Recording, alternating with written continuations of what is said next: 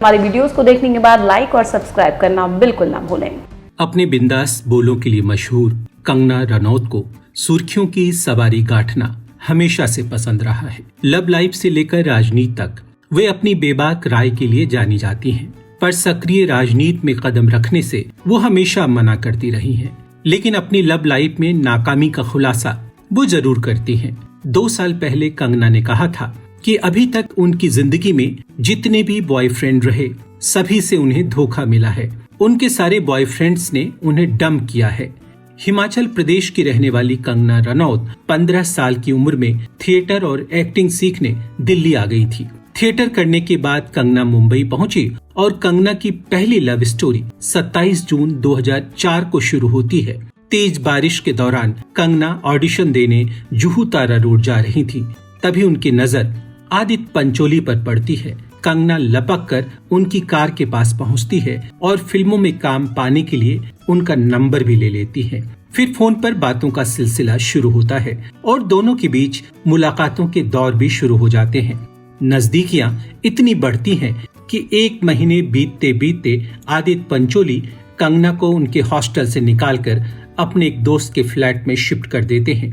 आदित्य पंचोली ने इस बारे में खुलकर कहा था कि वे और कंगना पति पत्नी की तरह रह रहे थे और वे अपने और कंगना के लिए यारी रोड पर एक घर भी बनवा रहे थे।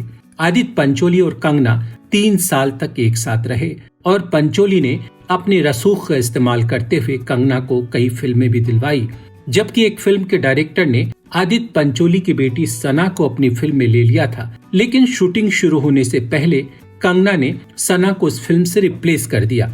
ये फिल्म थी शाका लाका बूम बूम। इसके बाद कंगना के फिल्मी कैरियर का ग्राफ ऊपर उठने लगा और इसके बाद उन्हें मधुर भंडारकर की फैशन फिल्म मिल गई। लेकिन बॉलीवुड में ऊंचाई पाने में लगी कंगना और आदित्य पंचोली के रिश्तों में खटास आने लगी थी।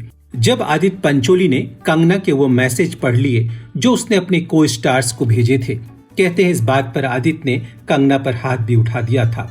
इसके बाद एक पार्टी में कंगना को ढूंढते हुए आदित्य पंचोली भी वहां आ पहुंचे थे और कंगना ने जैसे ही आदित्य को देखा वो फौरन पार्टी छोड़ ऑटो पकड़कर वहां से निकल गयी। आदित्य ने बीच रास्ते में कंगना को ऑटो से उतरवा लिया और दोनों के बीच वहीं झगड़ा और मारपीट शुरू हो गई।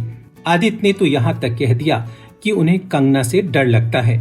वहीं कंगना का कहना है कि आदित्य ने भले ही उन्हें रहने को घर दिया हो, लेकिन उसमें वो हाउस अरेस्ट की तरह रहती थी। उस दौरान गैंगस्टर फिल्म रिलीज होने वाली थी और कंगना ने आदित्य पंचोली की पत्नी जरीना बहाव के पास जाकर कहा था, प्लीज मुझे बचा लो, मैं आपकी बेटी से 1 साल छोटी हूँ, मैं माइनर हूँ और अपने परिवार को कुछ भी नहीं बता सकती। लेकिन जरीना ने कंगना की किसी भी तरह से मदद करने से इनकार कर दिया, क्योंकि उन्हें लग रहा था कि कंगना की वजह से ही उनका घर टूट रहा है।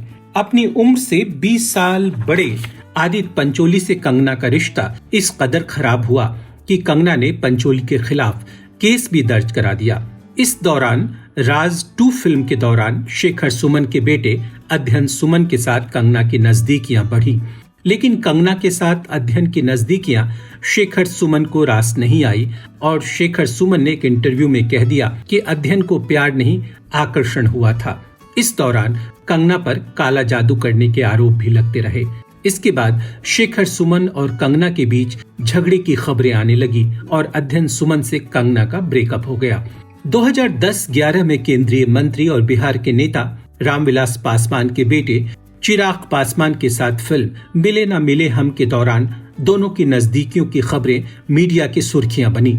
लेकिन फिल्म फ्लॉप हो गई और चिराग और कंगना के रिश्तों पर भी ब्रेक लग गया। इसके बाद कंगना की जिंदगी में अजय देवगन की एंट्री होती है। Once upon a time in Mumbai की शूटिंग के दौरान ही दोनों के कथित अफेयर की एक रिपोर्ट स्टारडस्ट पत्रिका ने छापी थी।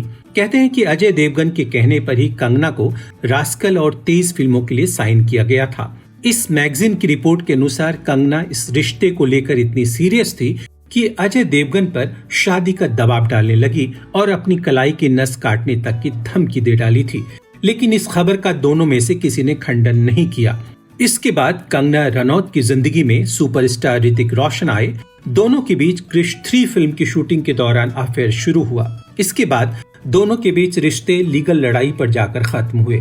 कंगना के झूठ पर ऋतिक रोशन ने कहा था कि कंगना ने उनकी फोटो को मॉर्फ कर अपनी फोटो लगाई है।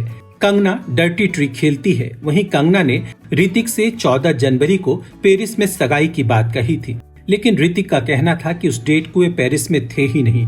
उस दौरान वे अपने दोनों बच्चों के साथ किसी दूसरे शहर में थे। ऋतिक रोशन ने कंगना पर माफीनामे के लिए मानहानि का दावा भी कर दिया था। इसी दौरान बॉलीवुड के मशहूर फैशन डिजाइनर मनीष मल्होत्रा के साथ भी कंगना के अफेयर के चर्चे हुए। इसके बाद ब्रिटिश डॉक्टर निकोलस लैफर्टी के साथ भी कंगना की नजदीकियां बढ़ी, लेकिन जल्द ही दोनों के बीच ब्रेकअप की खबरें आ गई। हमारी वीडियोस को देखने के बाद लाइक और सब्सक्राइब करना बिल्कुल ना भूलें।